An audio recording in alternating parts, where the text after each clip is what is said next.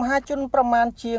1500 នាក់ចូលរួមទិវាបរិស្ថានជាតិ 23 វិច្ឆិកានៅក្នុងខេត្តតាកែវ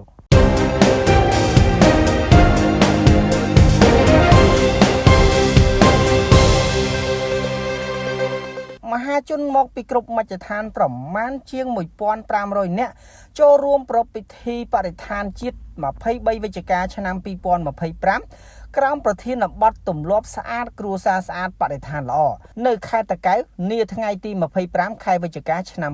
2025 នេះពិធីនេះប្រព្រឹត្តទៅក្រោមអធិបតីភាពឯកឧត្តមអាតសីហារដ្ឋលេខាធិការតំណាងដ៏ខ្ពង់ខ្ពស់ឯកឧត្តមបណ្ឌិតអៀងសុផាឡែតរដ្ឋមន្ត្រីក្រសួងបរិស្ថានឯកឧត្តមយុសណាស៊ីប្រធានក្រុមប្រឹក្សាខេត្តតាកែវនិងឯកឧត្តមវ័យសំណាងអភិបាលនៃគណៈអភិបាលខេត្តនឹងមានការចូលរួមពីឯកឧត្តមលោកជំទាវថ្នាក់ដឹកនាំក្រសួងបរិស្ថានតំណាងក្រុមហ៊ុនវឌ្ឍនៈ Brewery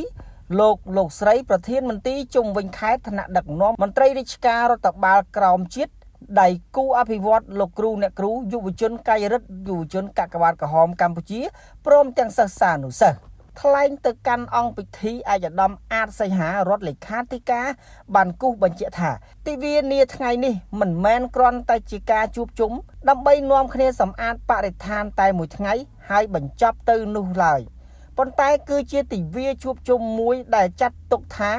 ជាការកំណត់នៅប្រវត្តិសាស្ត្ររួមគ្នាជាថ្មីមួយទៀតដោយធ្វើការរំលឹកនិងពង្រឹងស្មារតីរបស់អ្នកចូលរួមទាំងអស់គ្នាអំពីតួនាទីដ៏សំខាន់របស់បរិស្ថានស្អាតក្នុងការកសាងសង្គមកម្ពុជាជាសង្គមមួយដែលមានសុខភាពល្អមានសេចក្តីថ្លៃថ្នូរនិងមានការអភិវឌ្ឍប្រកបដោយចីរភាពក្រោមការដឹកនាំប្រកបដោយគតិបណ្ឌិតរបស់សម្ដេចមហាបវរធិបតីហ៊ុនម៉ាណែតនាយករដ្ឋមន្ត្រីនៃព្រះរាជាណាចក្រកម្ពុជាដែលបានដាក់ចេញនៅយុទ្ធសាស្ត្របញ្ចកោណដំណាក់កាលទី1សម្ដៅកសាងមូលដ្ឋានគ្រឹះដ៏រឹងមាំដើម្បីកសាងសង្គមកម្ពុជាជាប្រទេសដែលមានបរិស្ថានរូបវន្តនិងធម្មជាតិប្រកបទៅដោយសុខដុមភាពភាពធន់បរិយាបន្ននិងតុល្យភាពរវាងការអភិវឌ្ឍនិងការអភិរក្សធនធានធម្មជាតិសម្រាប់ការរស់នៅប្រកបដោយផាសុកភាពនិងផ្ដោតសំខាន់ចំពោះសន្តិសុខធម្មពលការរៀបចំប្រព័ន្ធគ្រប់គ្រងកាកសំណល់ប្រកបទៅដោយប្រសិទ្ធភាពការកសាងប្រព័ន្ធបន្ស៊ាំរឹងមាំទៅនឹងការប្រែប្រួលអាកាសធាតុប្រែក្លាយកម្ពុជាជាប្រទេសដែលមានចំណូលខ្ពស់និងជាប្រទេសដែលមានអព្យាក្រឹតភាពកាបូននៅឆ្នាំ2050ជាក់ស្ដែងក្រោមការដឹកនាំប្រកបទៅដោយភាពបរិសកម្មរបស់ឯកឧត្តមអៀងសុផាឡែតក្រសួងបរិស្ថានបានអនុវត្តនៅយុទ្ធនាការកម្ពុជាស្អាតខ្មែរធ្វើបានដែលជាចលនាជាតិមួយកំពុងតែមានការផុសផុលនិងមានការចូលរួមពីសំណាក់ប្រជាពលរដ្ឋលោកគ្រូអ្នកគ្រូនិងសិស្សានុសិស្សជាង14លាននាក់ក្នុងគោលដៅផ្លាស់ប្ដូរឥរិយាបថរបស់ប្រជាពលរដ្ឋម្នាក់ៗឲ្យមានការចូលរួមទទួលខុសត្រូវថែរក្សាបរិស្ថានយុទ្ធនាការនេះផងដែរគឺជាសកម្មភាពដែលកើតចេញពីលទ្ធផលជោគជ័យនៃយុទ្ធនាការថ្ងៃនេះខ្ញុំមិនប្រើថង់ប្លាស្ទិកទេនិងយុទ្ធនាការផ្លូវជាតិស្អាតគ្មានសម្រាមនិងសំណល់ប្លាស្ទិកទាំងនេះគឺជាភស្តុតាងដែលបានបញ្ជាក់ថាខ្មែរធ្វើបានបច្ចុប្បន្នយើងកំពុងឈានទៅដល់មួយជំហានទៀតគឺការបង្កើនប្រធានបទសង្គមថ្មីមួយទៀតដែលប្រែក្លាយផ្ទះមួយភូមិមួយឃុំមួយខេត្តមួយឲ្យទៅជាតំបន់ស្អាតគ្មានសម្រាម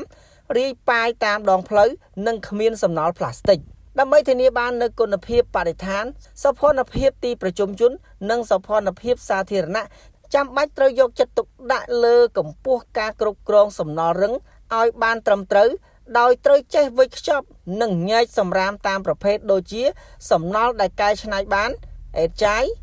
សារធាតុសំណល់សរីរាង្គសំណល់គ្រោះថ្នាក់និងសំណល់ផ្សេងដើម្បីប្រែក្លាយសំណល់មួយចំនួនឲ្យមានតម្លៃសេដ្ឋកិច្ចនិងកាត់បន្ថយបរិមាណសំណល់នៅតាមទីលានទុកសម្រាមជាចុងក្រោយឯកឧត្តមសូមថ្លែងអំណរគុណដល់ឯកឧត្តមប្រធានក្រុមប្រឹក្សាខេត្តឯកឧត្តមអភិបាលខេត្តតាកែវក្រុមហ៊ុនវឌ្ឍនៈនិងអង្គការការិតាសដែលបានផ្ដល់កិច្ចសហប្រតិបត្តិការគាំទ្រដល់ការរៀបចំពិធីនេះ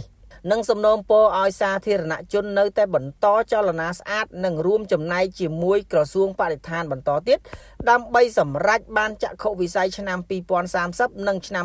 2050កម្ពុជាឆ្ពោះទៅវិបុលភាពភាពធន់និងបរិយាបន្ន